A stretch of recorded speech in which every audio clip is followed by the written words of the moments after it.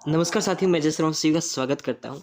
कक्षा 12 के कौन सी क्लास की क्लास 12th के जो बायोलॉजी का पेपर है उसके पाठ्यक्रम प्रश्न पत्र की योजना में कुछ परिवर्तन हुआ है। अर्थात कह सकते हैं कि जो ब्लूप्रिंट है उसमें थोड़ा बहुत परिवर्तन है। मेजर चेंजेस तो नहीं है, लेकिन वो भी परिवर्तन आपको पता होना चाहिए।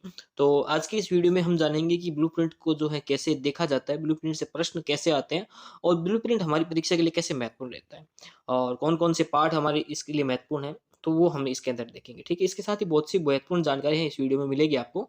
तो वीडियो को देखिएगा और बताइएगा कि हमें इस वीडियो में आपके लिए क्या बेस्ट नहीं था। देखिए 56 नंबर पूर्णांक का ये पेपर रहने वाला है आपका कक्षा 12 का। प्रश्न पत्र की योजना हम देख रहे हैं, पूरी इसकी बॉर्डर लाइन देख रहे हैं। कक्षा 12 का 3 घंटे 15 मिनट का ये पेपर होगा। अब देखिए आपका जो पेपर बनता है वो 4 उद्देश्यों को ध्यान में रखकर बनता है। ज्ञान, अवबोध, ज्ञानोपयोग और कौशल।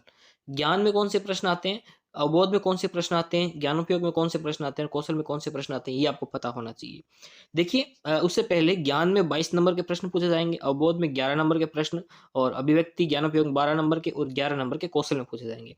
अब देखिए जो ज्ञान जो है, जो क्या है, ज्ञान जो है उसके अंदर आपसे प्रश्न पूछे जाएँगे परिभाषा वाले। कौन से प्रश्न पूछे जाएँगे? परिभाषा वाले प्रश्न पूछे जाएँगे। कौन से प्रश्न? परिभाषा वाले प्रश्न पूछे जाएँगे। वहीं पर यदि अवबोध आपसे पूछा जाता है, अवबोध में होता है समानता वाले प्रश्न। कौन से प्रश्न होते हैं? समानता वाले प्रश्न होते हैं। ये आपको मैं क्यों बता रहा हूँ? समानता वाले हो गए, अंतर वाले हो गए, ये प्रश्न पूछे जाते हैं। ये आपको मैं क्यों बता रहा हूँ? क्योंकि जब अब इस मान पहले पार्ट में एक ज्ञान का प्रश्न आने वाला है, तो इसका मतलब आप समझ जाओगे कि हाँ भाई पहले पार्ट में परिभाषा से रिलेटेड प्रश्न पूछा जाना है। तो आप निम्नात्मक प्रश्न क्यों याद करोगे? है ना? परिभाषा वाले प्रश्न याद करोगे, ठीक है ना? वैसे ही अगर आपको कह दें कि कौशल से संबंधित प्रश्न पूछा जाएगा पहले पार्ट में, तो कौशल वाले में होता क्या है? कौशल वाले में कौशल होता है भाई साहब, कौशल वाले में कौशल जो हाथ से लिखते हो, जैसे सामाजिक में एसएसटी में मानचित्र होता है, विज्ञान में जो चित्र निर्माण की प्रक्रिया जो होती है, कौन-सी? चित्र निर्माण की प्रक्रिया होती है, ये प्रश्न पूछे जाते हैं, ठीक है? तो ये प्रश्न जो आपको इसके अंदर देखे जाएँगे। तो ये बात मैं आपको समझाने की कोशिश कर रहा हूँ कि ये आपको समझना पड़ेगा, ठीक है? अब देखिए ये समझ गए आप ज्ञान क्या होता है, अवबोध क्या होता है, ज्ञानोपयोग और मौलिकता या कौशल क्या होता है, समझ गए आप, ठीक है? चलिए मान लेते हैं इसको सब समझ गए हैं, ठीक है? अब देखिए दूसरी बात, नहीं समझे तो मुझे कमेंट बॉक्स में बताना और सरल तरीके से समझाने की कोशिश करेंगे आपको। अब देखिए वस्तुनिष्ठ प्रश्न आएँगे, अति लघुतरात्मक, लघुतरात्मक, दीर्घ उत्तरीय और निम्नात्मक। आपके जो वस्तुनिष्ठ प्रश्न जो हैं, इसको साइज़ को मैं थोड़ा इंक्रीज़ करूँ क्या? थोड़ा-सा बड़ा करते हैं साइज़ को तो आपको पता चलेगा। अब देखिए, आपके जो वस्तुनिष्ठ प्रश्न जो हैं, वस्तुनिष्ठ प्रश्न आएँगे वो 9 और 4 अर्थात 13 प्रश्न आएँगे। सभी वस्तुनिष्ठ प्रश्नों की संख्या अंक जो है 1 अंक का होगा। वैसे ही अति लघुतरात्मक प्रश्नों की संख्या कितनी होगी? 8 होगी और 1-1 अंक के प्रश्न होंगे। ठीक है? वैसे ही लघुतरात्मक प्रश्नों की संख्या 12 होगी और डेढ़-डेढ़ नंबर के प्रश्न होंगे। वैसे ही दीर्घ उत्तरीय प्रश्नों की संख्या 3 होगी और ये 3-3 नंबर के प्रश्न होंगे। वैसे निम्नात्मक प्रश्नों की संख्या 2 होगी और 4-4 नंबर के प्रश्न होंगे। ठीक है?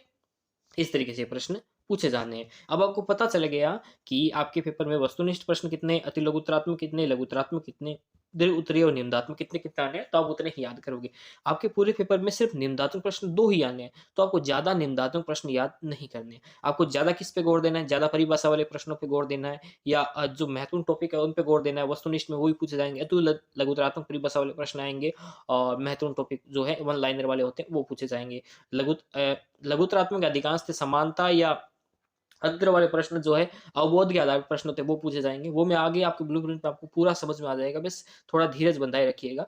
और आपको पता ही है कौन-सा लेसन जो है आपके कितने नंबर का इसके अंदर आने वाला है ना? वो आपको पता ही है, लेकिन फिर भी मैं आपको बता देता हूँ, उसके बाद जल्दी से ब्लूप्रिंट देख लेते हैं, ठीक है? पहला है जीवों में जनन। जीवों में जनन पाठ, पूरे पाठ कितने नंबर का है? तो 2 नंबर का है। एक बात सबसे ज़्यादा ध्यान में रखिएगा, सबसे ज़्यादा नंबर का पाठ जो है वो है वंशागति वाला, वंशागति पाठ नंबर 6। कितने नंबर का पाठ नंबर 6? 6 नंबर का है, ठीक है? 6 नंबर, बाकी देखो 2 number, 2 number, 4 number, 4 number, 4 number, 4 number, 4 number, 3 number, 4 number, 3 number, 5 number, 2 number, 3 number, 4 number, इस प्रकार के प्रश्न हैं, ठीक है? और इसमें देखने का आपको पता चल गया कि निम्नात्मक पाठ भी किसमें आएगा, वो ब्लूप्रिंट में आपको पता चलेगा। किसमें पता चलेगा? ब्लूप्रिंट में पता चलेगा। तो आपको पता है कि ये पहला पार्ट 2 नंबर का, दूसरा 4 नंबर का, तीसरा 3 नंबर का, चौथा 4 2 नंबर का, पाँचवाँ 5 नंबर का और छठा 6 नंबर का। 7वाँ 3 नंबर का, 8वाँ 4 नंबर का, 3 नंबर का, 4 नंबर का, 4, 4, 4, 4 और 2 और 2 अंतिम 2 पार्ट 2-2 नंबर के, 15 और 16 2-2 नंबर के ही इस प्रकार से। ये इसका आप स्क्रीनशॉट लेके रख लीजिए, आपको पता होना चाहिए। वैसे आपके पास आपके टीचर ने ये सूचना दे दी होगी, ठीक है? अब बढ़ते हैं ब्लूप्रिंट की तरफ। ब्लूप्रिंट आपको समझना बेहद ही आवश्यक है। यदि आप ब्लूप्रिंट समझ जाते हैं, तो आप परीक्षा में बेहद ही अच्छा प्रदर्शन जो है कर पाएँगे। वो कैसे मैं आपको बताता हूँ। देखिए अभी वैसे तो आपके टीचर ने आपको बताया होगा कि पूरा पेपर ब्लूप्रिंट से बनता है ना? नहीं तो मैं बता देता हूँ पूरा पेपर कहाँ किससे बनता है, ब्लूप्रिंट से बनता है। तो ब्लूप्रिंट को समझना बेहद ही आवश्यक है। देखिए, जीव में जनरल वाले पार्ट जो है, एक सेकंड ब्रूस का साइज़ और छोटा कर लेता हूँ।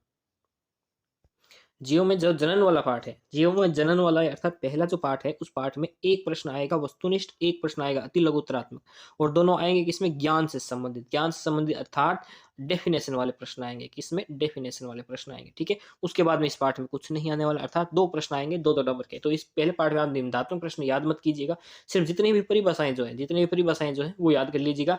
परिभाषा प्लस में उनके उदाहरण, परिभाषा प्लस उनके उदाहरण जो याद कर लीजिएगा, इतना ही बहुत होगा आपके लिए। ठीक है, दूसरा दूसरा लेसन देखिए क्या है, जीवों में पुष्पिपाद भूमि में जन्म, पुष्पिपाद भूमि में जनन, है ना। जीवों में जनन तो पहले पढ़ चुके थे। पुष्पिपाद भूमि में जनन, इसमें एक प्रश्न आएगा निम्नात्मक, वो भी आएगा ज्ञान से संबंधित, अर्थात ये प्रश्न जो है कैसा होगा, खंड में होगा। कैसा होगा, खंड में होगा, जिसमें क्या है, किसी परिभाषा को आधार रखते हुए, कोई भी परिभाषा जो है, कोई किसी भी प्रकार की परिभाषा को आधार में रखते हुए आपसे प्रश्न पूछा जाएगा। इस प्रकार सिर्फ एक प्रश्न अर्थात निम्नात्मक एक प्रश्न ही पूछा जाएगा और इसके अंदर कुछ पूछा नहीं जाएगा।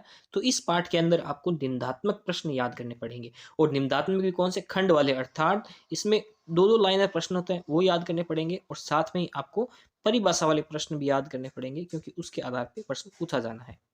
यदि आप राजस्थान माध्यमिक शिक्षा बोर्ड कक्षा 8 से लेकर 12 तक के विद्यार्थी हैं तो आप बिल्कुल सही जगह पे हैं, क्योंकि आपको यहाँ पे मिलेंगे सभी विषयों के महत्वपूर्ण प्रश्नोत्तर बस एक क्लिक में। तो हमसे जुड़ने के लिए आज इस चैनल को सब्सक्राइब करें और साथ में दिखने वाले बेल आइकन को दबाएं।